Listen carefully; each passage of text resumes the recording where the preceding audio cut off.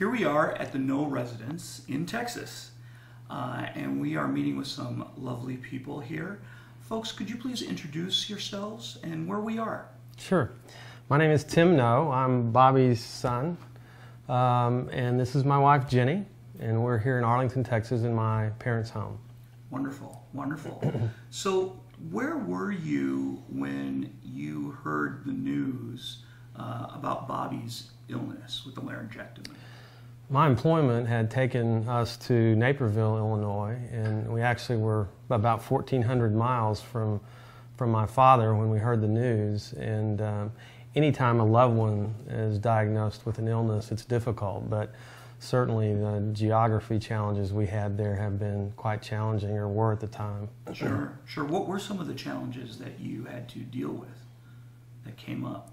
Just hearing the news, it was devastating to hear that someone in your family had been diagnosed with cancer, but not being able to be there in the initial visits with the doctors and all of the biopsies and tests. It was very difficult, and to not be there with them to give them the support I think they needed. Sure, sure. And being in Naperville, Illinois, you obviously you're working. Were both of you working at the time, or no? No, I was just home with the kids. With your kids? And you stay-at-home mom. How many kids do you have? We have 3 daughters. Great. And they age and range from? Well, now they are 21, 17, and 13. Wow. Wow. So active lifestyle as the mom and the busy family. Very much so. Yeah. Yes. Wow. Wow. So you heard the news. This is out in Texas, out in Arlington. What did you eventually do? Well, it actually worked out to where my job had transitioned and enabled me to come back to Texas, which was a real blessing. So we were able to relocate the family back down here to Arlington, and really walk side by side with mom and dad through this illness. Wow, wow. So when the laryngectomy procedure was actually done, and Bobby was recovering, how did you feel? What were some of the challenges that you felt just as a family from yourselves and having to deal with this with your father? You know, initially, as they described the surgery, we knew it was going to be a very traumatic time for our family. And as we kind of went, down that path and along that journey, we certainly were able to get a better feel for how impactful it was going to be. And I will say the first few months were very challenging for us. But again, we were here locally, and the surgery was done in Dallas, about a 40-minute drive for us. So we were able to be there with him throughout the surgery and the recovery. Great, great.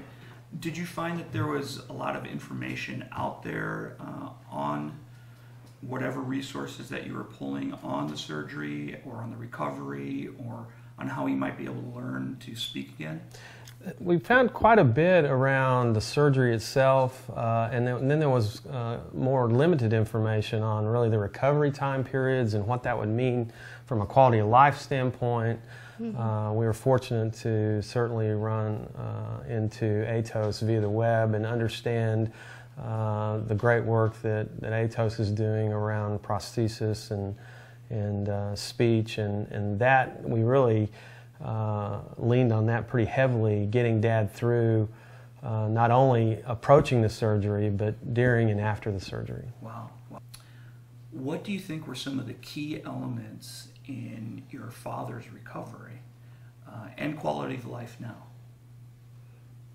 You know, he's a never quit guy. You know, he's been that way all of his life. He's had a very strong work ethic, and always has really hit issues or problems head on and embraced them, and not, not be in denial or anything. He always embraced the diagnosis, and then as we approached the laryngectomy and post-laryngectomy phase, he just really embraced that.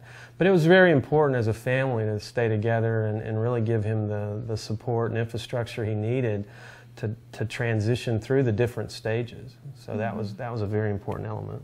Great, great, great. Any additional comments that you might have? If you were able to speak to family members or someone that is undergoing, that is going through the same process and journey that you both have gone as a family, what advice might you give to them? I would say there is light at the end of the tunnel. Just stay with it.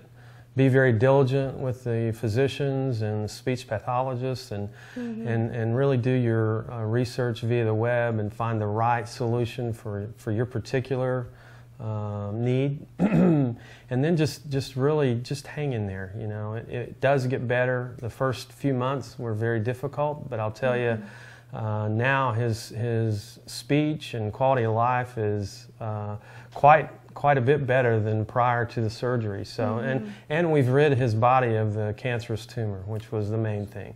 So I would just encourage anyone that's contemplating this sort of surgery and recovery that there is light at the end of the tunnel, and just stay with it. Great. And keep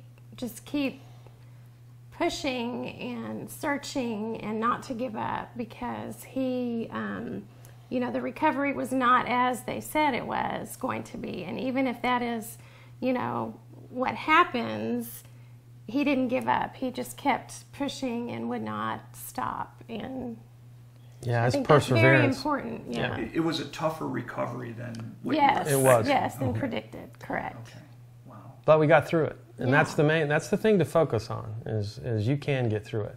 And the quality of life for my father has gradually gotten better each passing week, and he is very, very active now, I think, as you'll see, and just really has a great quality of life. Great, great. Well, thank you so much for your time. We do appreciate it.